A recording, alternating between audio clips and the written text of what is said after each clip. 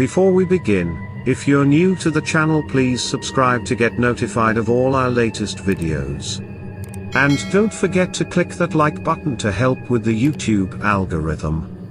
In 2004, a photograph was taken of a pair of shoes lying on the ocean floor at the wreckage site. On the 100th anniversary of the Titanic's sinking, the photo was released to the public. The shoes were so close together that they probably were once on a victim, and the body has since disintegrated. Filmmaker James Cameron has visited the wreckage site various times and says that no human remains have ever been found, and they will not be found because bones will dissolve relatively quickly at this depth. The only things left of the passengers, who did not survive, are the clothes they were wearing and their belongings, mainly their shoes. Shoes found closely together more than likely are where a victim's body came to rest. When a research team led by Robert Ballard finally discovered the wreck in 1985, this was, of course, the first time anyone had seen the Titanic since the sinking. It actually ended a 73-year-old argument over whether or not the ship had split in two. The ship was discovered in two pieces, confirming accounts that had been disregarded at the time of reporting of the disaster. Until the discovery of the wreckage, it was believed that the ship had sunk in one piece. It was actually printed in the American Inquiry as being fully intact when it sank. In order to protect the White Star Line's reputation, Second Officer Lightoller had said that it sank absolutely intact. Despite this, however, various passengers insisted they heard explosions, and that the ship broke in half. They did not necessarily see how the ship sank, but they swore it broke in two. In 1898, author Morgan Robertson wrote The Wreck of the Titan, or Futility. The plot was all too familiar. Robertson had written about a ship, the Titan, going on its maiden voyage across the Atlantic that struck an iceberg and sank. The liner did not have enough lifeboats, and it was described as being unsinkable, seeing as it was the biggest ship of its day. This is all too familiar, and the story was written 14 years before the sinking of the Titanic. Many wondered if Robertson was a prescient writer, but others said he just knew what he was talking about since he wrote mainly about maritime affairs. Perhaps he saw ocean liners becoming bigger and wondered about the dangers of this, including icebergs. Robertson was approached and asked if he was clairvoyant after the sinking of the Titanic. "No," he replied, "I know what I'm writing about, that's all." According to those who explored the wreckage, one of the eeriest aspects is seeing objects that would have definitely been touched by human hands and have stayed in the same place their owner left them. First-class passenger Henry Harper left his bowler hat in his closet next to his coats the night the Titanic sank. What is slightly unsettling, however, is that the bowler hat never left the closet in the sinking but sits surrounded by the ruins of Harper's cabin, exactly where he left it. Another stateroom holds a water glass and a glass decanter sitting on a washstand. The water glass still sits in its place in its holder. If it was empty, it would have floated out of the holder and been lost somewhere. But it stays in the same spot, meaning that the patron in that stateroom had taken a drink and left it half full, and it is still there today. In 2007, 95 years after the sinking, an ordinary key was put up for auction, which doesn't seem that interesting. What does makes it interesting, however, is that this key was thought to open the crow's nest locker which contained the binoculars, equipment which could have potentially saved the Titanic from disaster. Binoculars were vital in detecting threats for liners in the day. The owner of the key, Second Officer David Blair, was removed from the crew right before the Titanic set sail, and due to the haste of the change, he forgot to hand the key to his replacement, Charles Lightoller. Since the crow's nest lookouts did not have glasses, they had to use their eyes to watch for any threats.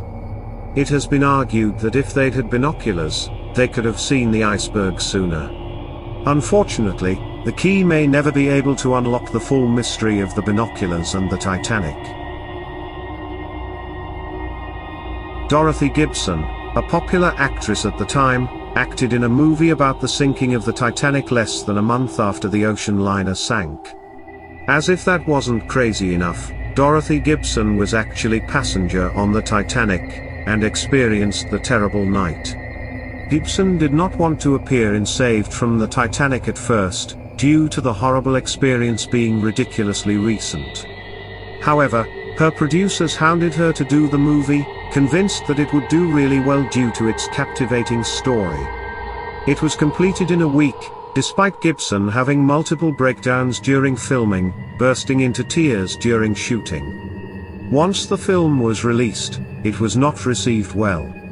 Many critics were appalled that a studio would make a movie about one of the worst maritime tragedies in history 1 month after it happened. On top of that, everyone found the fact that Gibson had actually been on Titanic and went through with filming unbelievable. The famous story of the musicians playing as the ship went down is one that grabs the heartstrings.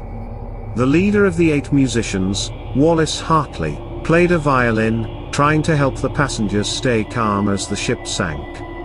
In the ship's final moments, he led the band in playing the hymn Nearer My God to Thee. Hartley went down with the ship that night. His body was recovered 2 weeks later, with his violin strapped to him. The violin was an engagement gift for Hartley from his fiancée. Engraved on the violin are the words, "For Wallace on the occasion of our engagement from Maria."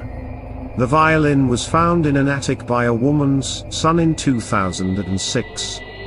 It was in a case marked WHH. The violin had been passed from house to house during the years.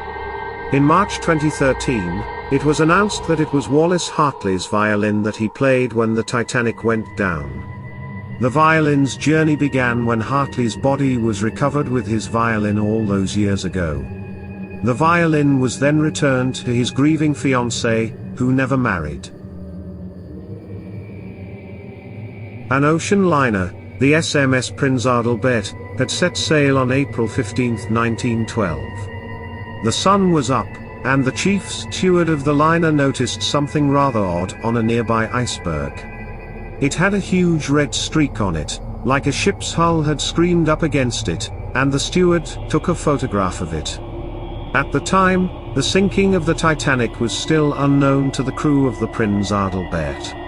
The steward wrote on a note with the photograph, "On the day after the sinking of the Titanic, the steamer Prinz Adalbert passed the iceberg shown in this photograph.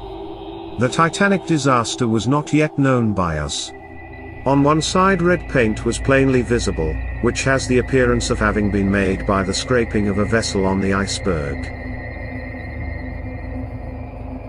One of the 13 couples that were on their honeymoon on the Titanic consisted of 37-year-old Mr. John Chapman and his new bride, Lizzie, 29, who were on their way to a new life in the US just after getting married.